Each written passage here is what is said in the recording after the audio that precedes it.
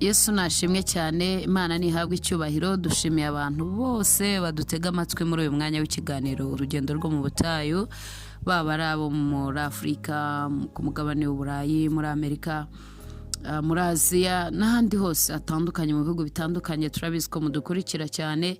Reka tubashimire kandi dushime Imana itubonera uyu mwanya. N'ukuri Yesu nabaha umugisha, kandi Imana ikomeze duhindure twese, ihindure ubuzima, duhindure uko tubona ibintu mu buryo bw'umwuka, turusheho kwegera imbere mu buryo bw'umwuka, turusheho gusa na Kristo, ijambo ry'Imana ritwegereze hafi.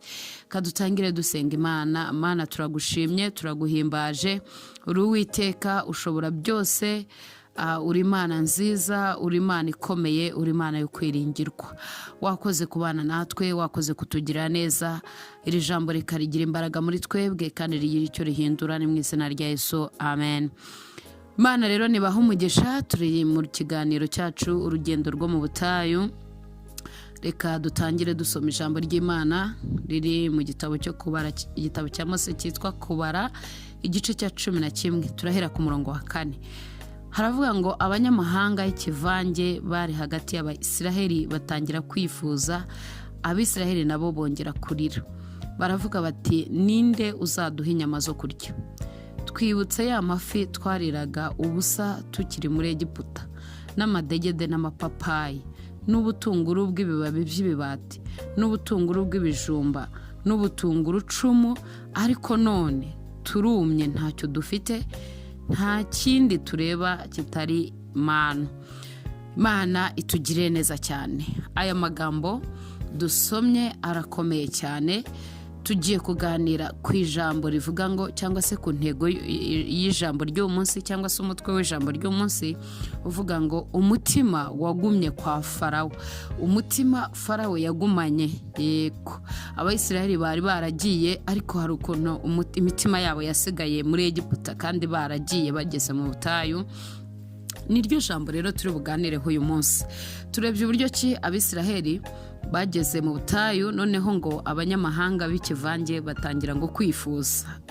Dusoma mbere twaravuze ngo igihe Abisiraheli bagurukaga muri Egiputa, ngo n'ikivange cy'amahanga menshi yagendanye nabo. Ikivange cy'amahanga menshi, ikivange cy'amahanga menshi, urumva nawe icyo bivuze ngo yagendanye nabo.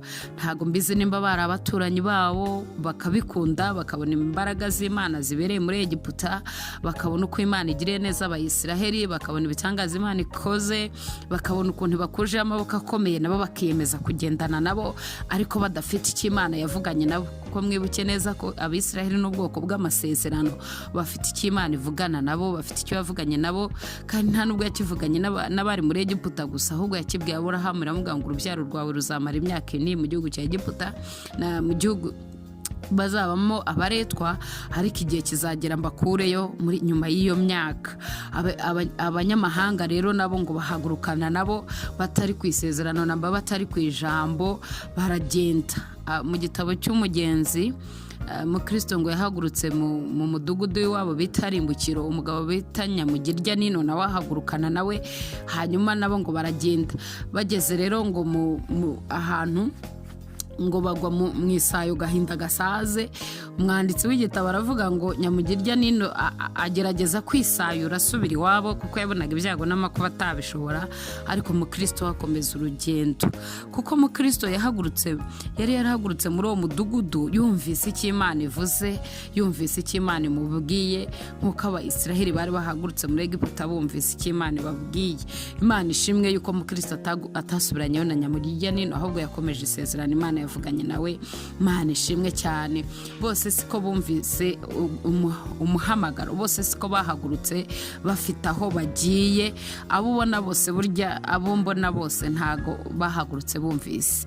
Ntago benshi, bamwe ntago ari benshi cyangwa se bake, bamwe muri bo, bamwe muri twe bashobora kuba barahagurutse batari mu mugambi w'Imana, akabona uburyo Imana igira neza abakirisitu, akabona uburyo Imana ikorera abarokore, akazana bakicara, akinjira mu mirimo itandukanye, akajya mu rusengero akabamo, ariko nyine rimwe na rimwe ugasanga ntago yahagurutse ntacyo yumvise.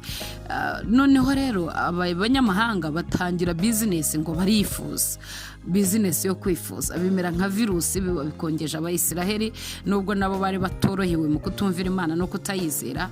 Ariko muri iki gice twasomye, aba banyamahanga b'ikivange nibo batangiye umurimo mubi cyane, ngo barifuza nyine, ariko kandi bo bafite n'impamvu zo kwifuza. Iyi Mana abayisiraheli bazi bakunda yabahaye amasezerano ku bwa Aburahamu, abanyamahanga bo nta makuru bafite. Ariko nyine abayisiraheli baturanye n'ikivange, baturanye n'abantu babi, baturanye n'abantu badafite amasezerano, baturanye n'abantu batazi Imana namba, badafite no batigeze banayimenyaho na gakeya. Ari nayo mpamvu nyine bo batangiye kwifuza. Bibiliya yatubwiye ngo abayisiraheli nabo ngo batangira kurira. Nukomeza usoma aya magambo uzareba uburyo ki ngo Mose yararebye abona buri muryango wose mu ihema ryawo ngo murarira, bararizwa n'iki rero? ngo babuze inyama.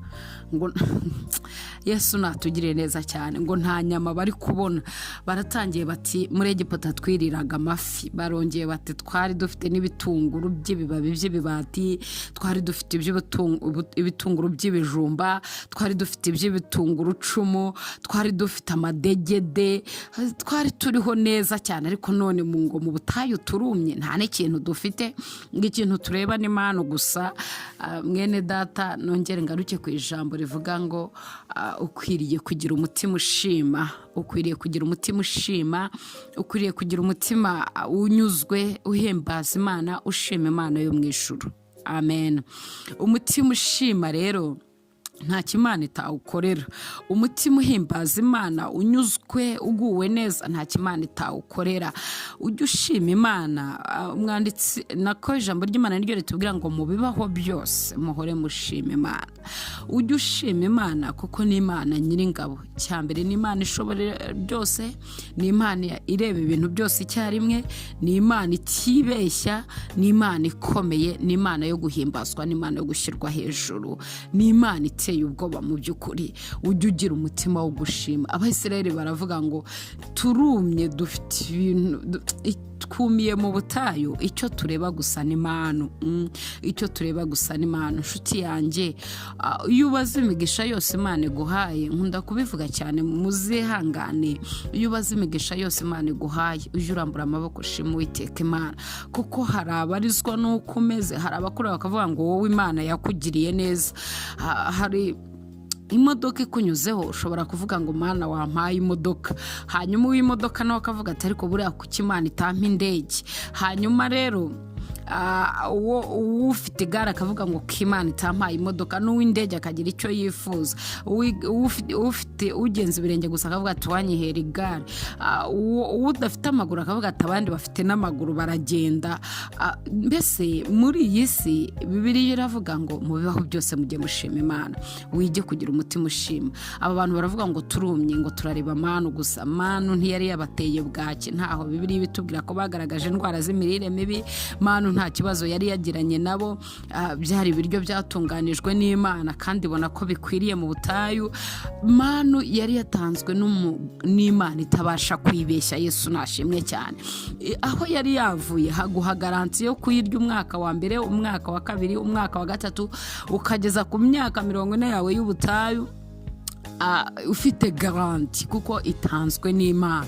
Aho Mana ituruka haguha ibyiringiro byo kwirya utuje, ujye ugubwa neza nimba Imana iri mu ruhande rwawe. Yesu nashimwe cyane.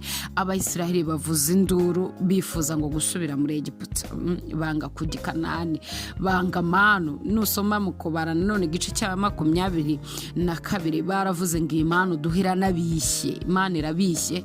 Yewe mwene da, impamvu uvuga ko Mana ibishye rimwe na rimwe nuko wayibonye, njya nkunda kubabwira ngo bivovote amazi y'Imana kuko arura bageze Refidumu n'ayarura barayabura. Ujye wiga gushima Imana. Impamvu ibishye nuko uba wanayibonye. Abisirayeli baravuze induru ngo Mana irabishye kubera ko ihari. Imana rero yayitanze, izi neza ko ikwiriye mu butayu. Aho biri kuva hajya gutera gushima Imana kuko Imana yacu ntijya yibeshya. Umutima wagumye kwa Farawo. Umutima wagumye kwa Farawo wifuza n'ibyo utakagombye kwifuza. Wifuza n'ibitajyanye pe. Wifuza amadegede, ukifuza amapapayi, ukifuza ibitunguru, by'ibibabi, ukifuza n'ibifite ibijumba, ukifuza hari ibintu ubona umutima wagumye kwa Farawo wifuza, ukavuga ati bino bintu byifujwe n'umutima wagumye kwa Farawo koko.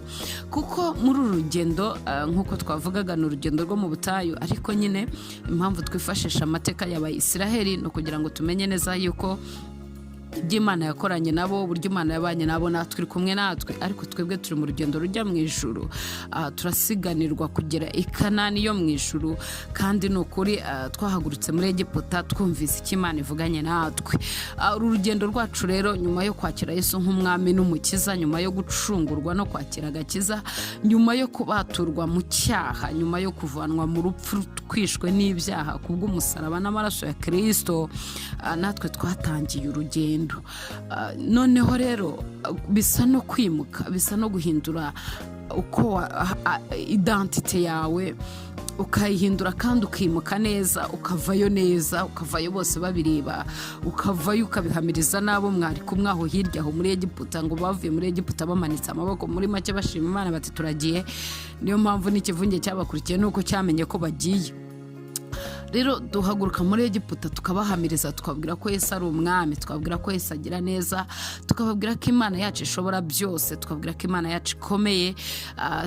Twahagurutse muri Egiputa. Niyo mpamvu ubuhamya ari bwiza muri iyi minsi, bugenda bukendera, bugenda bugira ibibazo bitandukanye. Kumva umuntu akubwira ngo Yesu yarankijije, Yesu yambatuye ibyaha ibi n'ibi, Yesu yarandokoye, ntago bikiriho cyane. Ushobora guhura n'umuntu akubwira ibitangaza Yesu yamukoreye bijyanye n'ubuzima bw'iminsi, uko yamwubakiye amazu, uko yamugiriye, mbese ibi ngibi bijyanye n'ibyo tubona muri iyi si, ariko uburyo buvuga ko ibyaha byakize, yazutse nawe yavuye mu bapfuye kubwo kubabarirwa no guhindurirwa ubuzima, bigenda bikendera. Iyo nayo ni imwe muri strategy za Satani, kuko ubuhamya buhari cyane. Ugiye ku ma YouTube, ugiye ahantu henshi hatandukanye, n'Imana yanguriye imyenda nambaye ubusa, n'Imana. Ibyo ni byiza, tugomba kubimenya, tugomba kubyumva. n'Imana ikora ibitangaza bitandukanye, ariko igihe dukeneye no kumenya aho igukuye n'aho ikujyanye, kugira ngo haleluya, kugira ngo n'usigayeyo nawe avuge ngo birashoboka. Uwo wasize mu kabara avuge ngo yagiriye neza runaka, birashoboka. Wumvise ko ikuvana mu busambanyi ikabikujyana i Kanani, avuge ati burya nanjye nabikira. Wumvise yuko igukuye mu bujuru, wumvise yuko igukuye mu byaha bitandukanye, mu bugome, mu burozi, mu byaha byinshi, niyumva ko nukuri hari icyagukuyeyo nawe kandi ukavayo, avuga ati ibi bintu ni byiza. Umwanditsi ijambo ry'Imana mu gitabo cy'Abaroma, Paul niwe wavuze ngo umuyuda nyakuri ni ubuyuda ni umuyuda wo mu mutima. Gukebwa nyakuri ni ugukebwa ko mu mutima, atari ko mu mubiri, kuko ntago ubasha kwigisha abandi ibyo udashobora gukora. Nari mbivugiye ko rero n'ubwo buhamya bugomba kujyana n'imbuto z'Umwuka Wera, kugira ngo ababwumva babwizere, bavuge ati koko Yesu yakoze imirimo n'ibitangaza, kandi koko aba yarabikoze. Rero aba bantu batwigisha byinshi. Twebwe twahagurutse muri Egiputa, turi kujya mu gihugu cyo mu ijuru. Abantu bakeneye kumva uburyo Yesu atugiriye neza. Mwene data, haguruka ubwira abantu aho Yesu akuvanye n'aho akujyanye, kandi n'aho akugejeje. Aho agejeje akora, unamushimire. Yesu nahabwa icyubahiro. Rero uru rugendo bisa no kwimuka, kandi ukimuka ku manywa abantu bose bakubona, ukimuka ku manywa, hanyuma warangiza ugahindura uko warebaga ibintu. Kuko iyo tugeze mu rugo kwa Data, iyo umaze kwakira agakiza, ukakira umwami Yesu Kristo mu bugingo bwawe, ubuhinduye irangamimerere yawe, ubugeze mu wundi muryango, kandi amategeko n'amabwiriza muri uwo muryango byubahirizwa. Iyo ugeze mu muryango w'Imana, Imana iravuga ngo dore umwana arinjiye, havutse umwana mushya. Yesu nashimwe cyane. Umwana mushya arongera aravutse, hanyuma ugatangira rero urugendo rwo kubaha amategeko yo kwa data. Kuko iyo ugeze nko mu rugo rw'umuntu barakubwira ngo dore twebwe amategeko y'urugo naya, amategeko y'umuryango naya, nta muryango utagira amategeko awugenga, hanyuma nawe ukiga kuyubaha nimba hatuye. Abakristo rero natwe twavuye mu muryango mubi twari turimo kera tukiri mu byaha, twinjira mu muryango w'abana b'Imana, twinjira mu muryango wo kwitwa abana b'Imana, kandi niko turi koko. Hanyuma tuhasanga amategeko, tuhasanga amabwiriza, hanyuma turi mu rugendo rwo mu butayu. Urwo rugendo rero rwo mu butayu ni uburyo bwo kwiga kubaha amategeko n'amabwiriza byo kwa data. Kwa data hari amategeko n'amabwiriza, barakubwira ngo dore nuko ibintu bikorwa, abo kwa data niko bavuga gutya, abo kwa data bagenda batya, abo kwa data bitwara batya, mu rugo kwa data basenga gutya, mu rugo kwa data basoma ijambo gutya, mu rugo kwa data bubahana gutya, mu rugo kwa data ntibasuzugura, mu rugo kwa data ntibiba, mu rugo kwa data ntibasambana. Noneho ukaba wavuye muri Egiputa, ibyo bakubuza byinshi unabifite, waravuye muri uwo muryango ubifite, hanyuma wagera kwa data bakakubwira ko ugomba kubireka, kuko urugendo rwo kunesha kamere umwuka w'Imana aradushoboza, kandi tukagenda turunesha twubaha amategeko yo kwa data, kugeza igihe tuzabwirwa ngo ibi ngibi biratunganye. Ijambo ry'Imana rivuga ngo Kristo akatwishyira tudafite ikizinga cyangwa umunkanyari. Yesu nashimwe cyane. Kubaha amategeko yo kwa data rero ni kwemera guca bugufi no kwemera guhomba. Paulo yaravuze ngo nahombye ibyanjye byose mbibona nk'igihombo kubwo kuronka Kristo. Kwemera kurekura, kwemera guhomba bituma watandukana n'umwami wawe. Kwa data, mu rugo kwa data bakubwira bati bibireke, ukemera kubireka nubwo hari ababikora, kuko ubuturanye n'ikivange cy'amahanga. Benshi barahagurutse nta n'icyo bumvise. Ushobora gusanga ibyo data kubuza bo banabikora, ukavuga ati se bariya ko babikora, ariko hari icyo urimo uvugana n'Imana, hari icyo urimo uvugana n'umwuka wera. Bene data, nshuti zanjye, mu nteze amatwi, twige kuyoborwa n'umwuka wera. Yesu natugirire neza, twige kumva icyo Imana ivugana n'umutima wacu, hanyuma twubahe amategeko n'amabwiriza yo mu rugo kwa data. Ijambo ry'Imana niryo rituyobora, ijambo ry'Imana ni umuyobozi. Dawidi yaravuze ngo nitabaza rimurikire ibirenge byanjye. Ntago wakandagira mu mwanda kuko ufite itabaza, ufite ijambo ry'Imana muri wowe, amategeko n'amateka uyubahiriza kugira ngo udacumura ku Uwiteka. Dawidi yaravuze ngo nabikiye ijambo ryawe muri njye kugira ngo ntagucumuraho. Iby'Imana igushakaho iyo ubibitse muri wowe mu mutima wawe, ukamenya icyo Imana ivugana nawe, ntucumura ku Uwiteka Imana. Yesu nashimwe cyane.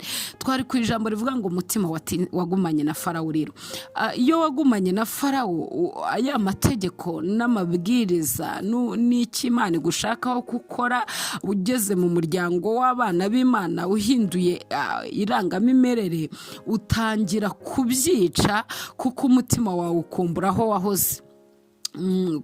wahoze, ugatangira kwifuza ibyo wahozemo, ibyo wabayemo kera.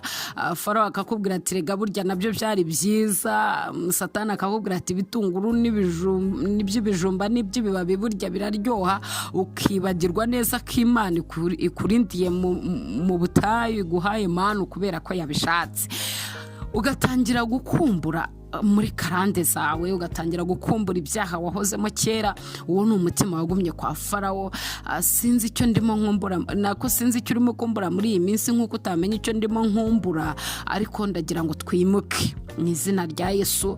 Nituva nimba twaravuye muri Egiputa, dukureyo n'ibyacu, dukureyo n'umutima wacu wose. Ibya Farawo tubimusigire, iby'ibitunguru bihinzeyo tubyibagirwe, iby'amapapayi ahinzeyo tuyibagirwe, ibyo butunguru cumu bihinzeyo tubyibagirwe, ibyo byose bihinze mu butaka bwa Farawo byibagirwe mu izina rya Yesu Kristo.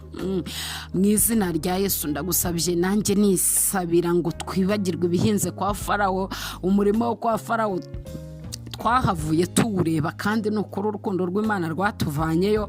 Reka twibagirwe ibyahinzwe muri ubwo butaka, wibagirwe utandukane n'ubusambanyi buriyo, utandukane n'ubujura buriyo, utandukane n'ubwibone, ntandukane no kwishyira hejuru, ntandukane no kudaca bugufi, ntandukane no gusuzugura, ntandukane ibyo byose mbese bituye ku butaka bwo kwa Farawo. Birekera bariyo kandi nabo Yesu azabakurayo. Ni ukuri igihe gikwiriye, ni ukuri Yesu haleluya, igihe gikwiriye Yesu azabagirire neza. Reka ibya Farawo tubimusigire. Kandi muri uru rugendo rwo mu mwuka ntibisaba gusubirayo wese, kwifuza birahagije. Yesu yigeze abwira abantu ngo muravuga ngo usambanye bamutera amabuye, ariko n'uwifuje umugore burya aba yasambanye, n'ubonye umugore anyuzeho akamwifuza burya ni ubusambanyi. Ntago gusubirayo biri fizike muri urugendo rwo mu mwuka ari byo bigora gusa. Hanyuma no mu buryo bw'umwuka ushobora gusubirayo, mu buryo bw'imitekerereze ugasubirayo, ugatangira kwifuza ibitunguru byaho, ugatangira kwifuza ibihinze ku butaka bwo muri Egiputa. Ndakwinjiza kugira ngo uveyo, nanjye mu ndavayo mu izina rya Yesu. Uveyo, tuveyo Farawo tumusigire ubutaka n'ibihinzeyo byiwe, kuko Yesu yatwemereye kutuneshereza kamere n'ibidutwaza igitugu mu izina rya Yesu. Kamere zigacika zikaranduka, amakarande n'ibindi byose bikatuvaho, kuko ni umwami ushobora byose. Yaje kumaraho imirimo yose ya Satani. Niko ijambo haleluya, niko ijambo ry'Imana ritubwira. Umwami wacu yaje kumaraho imirimo yose ya Satani.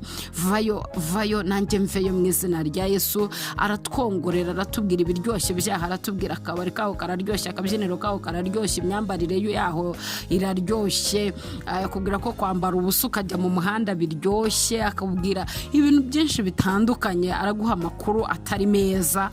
Farawo rero reka tumusigire ibihinze ku butaka bwe.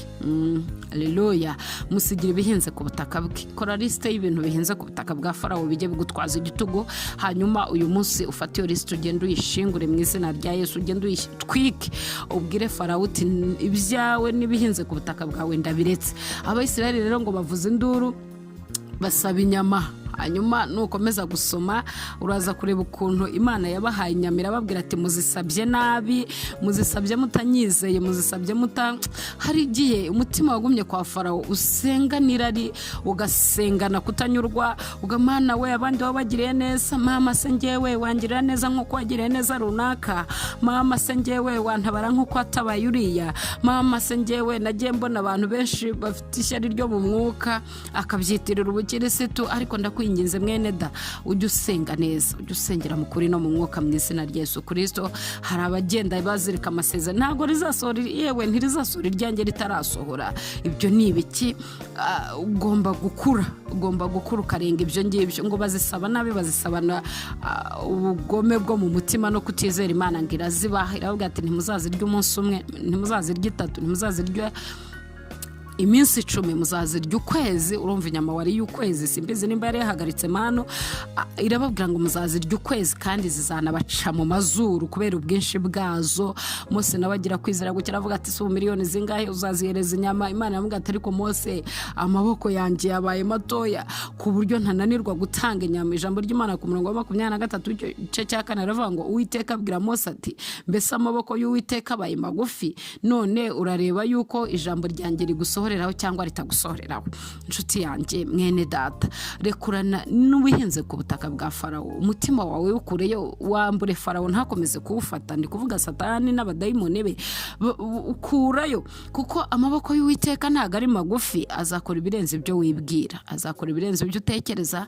Ako gahinda kawe, uwo mubabaro wawe wigusubiza muri Egiputa. Ibyo byago byawe byo gusubiza muri Egiputa, iyo mibabaro wagize yigusubiza muri Egiputa. Ahubwo umutima wawe ni wizera Imana, kuko yabwiye Mose yaramaze kunanirwa ku bw'aba bantu. Yaravuze ati ariko ndabaheka, ubundi nabashobora ubwoko bwo bunaremereye. Ariko Imana iramubwira ngo amaboko yayo ntago yabaye magufi. Inshuti yanjye ndagira ngo nkubwire ngo amaboko y'Uwiteka Imana ntiyabaye magufi, bituma ufata umutima ukawusubiza ku butaka bwo kwa Farawo. Nimba ari ikibazo ugize, ese n'ubusiribateri umazemo iminsi, ese n'ubushomeri bukugoye, ese n'intambara utinzemo, ese ni ibyago n'amakuba umazemo igihe, ese ni ibiki bigutinjije, ni ibiki bitumye utega ugasubirayo mu buryo bw'umwuka. Amaboko y'Uwiteka Imana ntago yabaye magufi. Haguruka wongere ugende, urugendo ntago warurangije. Nawe uricaye uzi ko warangije, waba wicaye nawe uzi ko rwarangiye, ariko ntago rurarangira. Turacyari mu gukizwa kamere, turacyari mu kurwana n'isi na Satani n'umubiri, kandi n'ukuri tuzanesha mu izina rya Yesu Kristo. Hari abatubanjirije bakoze umurimo mwiza kandi banesha, bakura imitima yabo muri Egiputa, bemera guhara, bararekura bajya mu ijuru amahoro. Reka turebe ijambo ry'Imana riri mu Baheburayo igice cya 11 umurongo wa 13. Abo bose bapfuye bakizera, batarahabwa ibyasezeranijwe, ahubwo babiruraga biri kure cyane, bakabyishimira, bakavuga ko ari abashyitsi n'abimukira mu isi. Abavuga batyo baba berekana yuko bashaka gakondo. Iyo baba barakumbuye iyo bavuyemo, baba barabonye uburyo bwo gusubirayo, ariko none barashaka gakondo irusha icyo gihugu kuba cyiza, niyo yo mu ijuru. Nicyo gituma Imana idakorwa n'isoni zo kwitwa Imana yabo, kuko yabiteguriye umudugudu mwiza. Imana ishimwe. Iri ni ijambo rivuga ko ntwari zo kwizera zatubanjirije. Baravuga kwizera kwa Abeli, baravuga kwizera kwa Enoki wimo akajyanwa mu ijuru adapfuye, baravuga kwizera kwa Nowa baje nkuge Imana ibimutegetse, baravuga kwizera kwa Aburahamu, baravuga kwizera kwa Sara wabyaye yaracuze, baravuga kwizera kwa abantu batandukanye. Bageze hano rero baravuga ngo nukuri iyo nabo baza gukumbura aho ngaho babaye, baba barabonye uburyo bwo gusubirayo. Ariko Bibiliya ikavuga ngo ariko noneho bashaka gakondo irusha icyo gihugu kuba cyiza.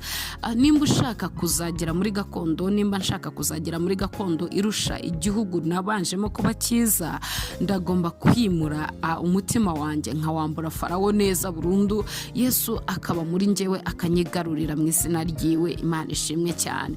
Ngo baba iyo bakumbura mwene da, iyo baza gukumbura gusa, ngo baba barabonye uburyo bwo kugira gute, bwo gusubirayo. Bibiliya yavuze ngo abavuga batyo baba berekana yuko bashaka gakondo iyo baba barakumbuye iyo bavuyemo.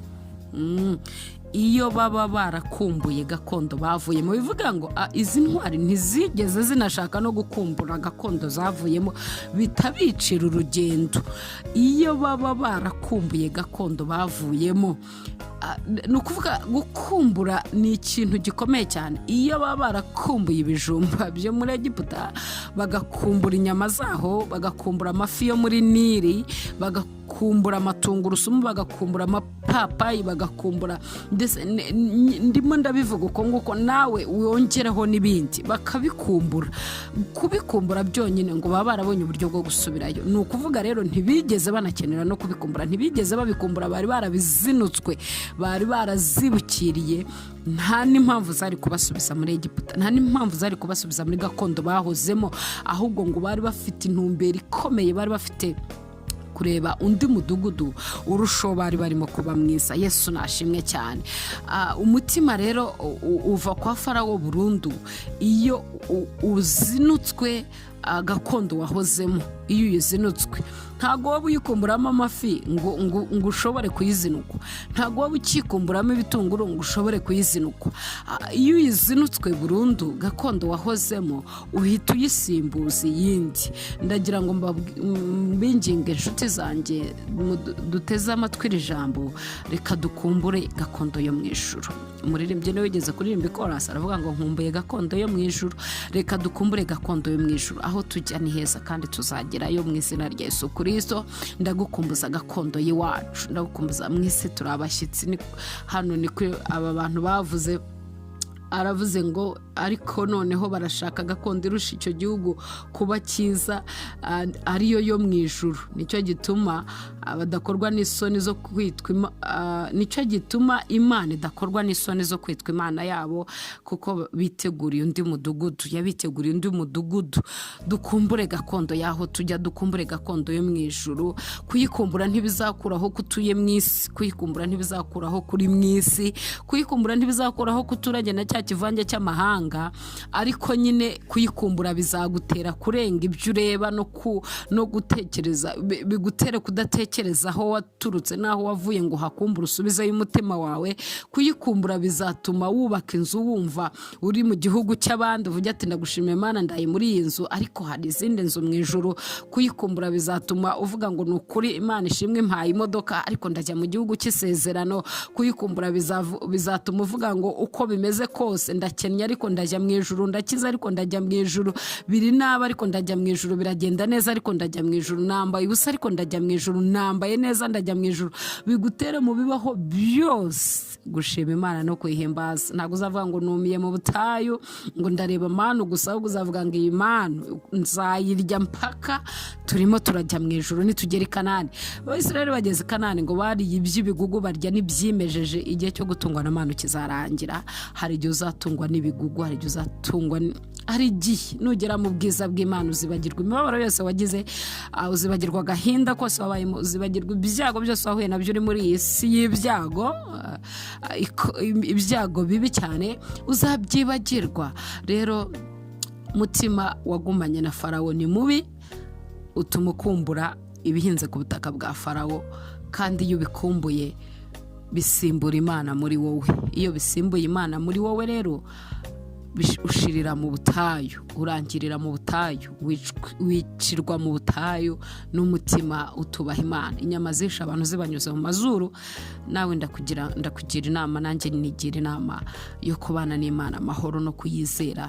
Iyo duhaye Imana izaduha n'inyama mu izina rya Yesu. Iyo akugire neza burya na none biracyari Imana izakugira neza.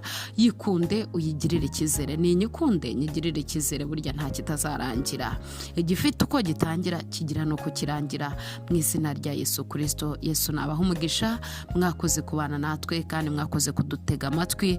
Umwami Imana nabishimire. Hanyuma nawe isuzume neza, nanjye nisuzume, twimutse kandi twimuke burundu. Umwami Yesu adushyigikire. Amen. Yesu nahabwa icyubahiro. Turagushimye Yesu, turakwinginze kugira ngo ukomeze uturengere kandi ubane natwe. Icyubahiro gikomeze kuba icyawe mu izina rya Yesu. Amen.